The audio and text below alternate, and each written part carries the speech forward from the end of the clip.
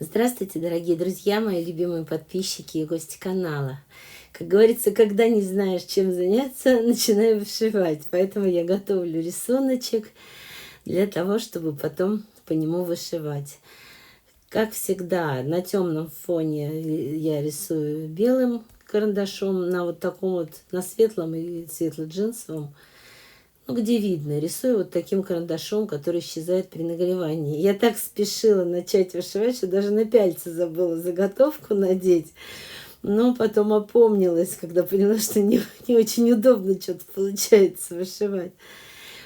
Кстати, в процессе я сломала пяльце. Вот эти вот именно нижнюю часть, почему-то она разломалась. Ну, стоит недорого, пластиковые, поэтому несложно будет заменить. Но часть видео я снимала уже с другими пяльцами. Вы по цвету увидите. Они и диаметр немножечко побольше. Стебельчатым швом вышиваю цветочек. Буду по ходу дела рассказывать, какие швы для тех, кто только недавно присоединился к моему каналу и хочет научиться вышивать. Я показываю крупным планом все. Можно еще ближе, конечно, я думаю, смысла нет. Если кто-то смотрит в Ютубе, то вы вообще можете прям вот как фотографию увеличиваете на телефоне пальцем, так и видео увеличить. На других площадках, мне кажется, таких нет опций, но все равно я думаю, что все понятно. Часто мне пишут, что очень быстро, не успевают сообразить как. Ну, во-первых, никто не отменял паузу, а во-вторых, на любой площадке можно скорость воспроизведения регулировать. Для этого надо в углу экрана нажать шестеренку, и там появится скорость воспроизведения, субтитры, там, ну, всякое разное, настройки всякие. И вот вы можете там для себя что-то сделать полезное, то, что нужно. Это у меня тамбурный стежок идет, тамбурный шов, так как у меня не по одному стежочку, это целая цепочка стежков получается. А что я хотела сказать? Я поздравляю вас, у нас в Подмосковье началась весна. Все-таки уже прям вот на улице тепло, правда, сугробы еще не все растаяли. Но вот основные улицы уже в городе сухие и даже пыльные, потому что мы ждем теперь дождя, когда он прибьет весь оставшийся снег. Я знаю, что во многих регионах России уже он совсем растаял, и уже даже все расцвело, подцвело даже. А мы вчера на своей даче были, там только-только высунули носики подснежники первые, крокусы, гиацинты. Так что сейчас будем наслаждаться прекрасной весной.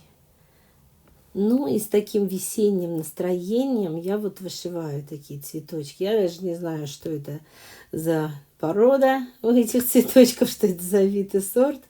Я, если честно, не стала вам выкладывать, чтобы меня за авторские права не притянул никто. Это я в Пинтересте нашла картинку. И там было просто черным простым карандашом нарисованная, без цветов, без стежков, просто картинка. И я вот на основе этой картинки сделала рисуночек. Вот для тех, кто спрашивает, из головы или не из головы. Когда-то из головы, а когда-то увидела, понравилось. Ну и что-то из этого взяла. Вот. Здесь у меня опять стебельчатый шов, поэтому я особо не останавливаюсь на нем. И дальше переходим. Здесь у меня опять тамбурные стежочки. Но я решила, что в той картинке вот было так, да, зелененькие листочки такие в центре, там, где вот эти вот тычинки должны быть. Ну, бывает так, да, бывает и в природе, что листочки маленькие, откуда ни возьмись, в самом неожиданном месте в цветке появляются. Ну, такое имеет место быть. А я тут вовсю занялась своим здоровьем, потому что совсем за зиму что-то мне все расклеилось.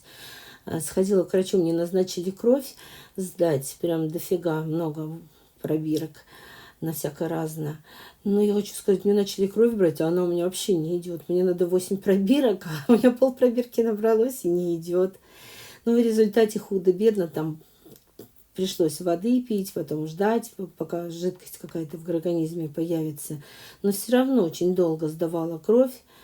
И вот уже в воскресенье выйдет это видео, а я на вторник записана к врачу. Буду просить, чтобы мне что-то кроверазжижающее назначили, потому что это нехорошо.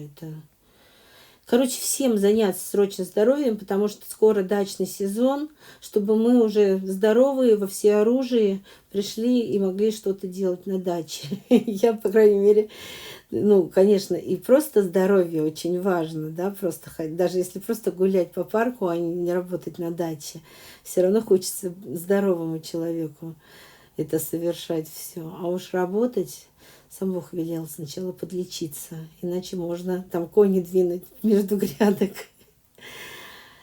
Так, что у меня? А, вот здесь вот я давно не показывала. Это шов называется Палестрина. Называется он по имени итальянской деревни, в которой как бы считается был изобретен и внесен в мир. Такой вот узелковый шов. Мне очень он нравится, девочки. Он, ну, когда появилась какая-то определенная сноровка, он, в принципе, достаточно просто. Но сначала, вот как я по себе знаю, прям вот, ну, не просто запомнить вот этот алгоритм. Тут всего 3 движения на самом деле. Сами узелки сильно не затягиваем, чтобы они такие были более объемные. И получается такая вот цепочечка узелков, соединенных между собой ниточкой. Мне очень нравится. Класс. Вообще, как будто бусинки там, а не нитки. А я, кстати, не просто так вышиваю, не то, что мне прям вот нечего делать.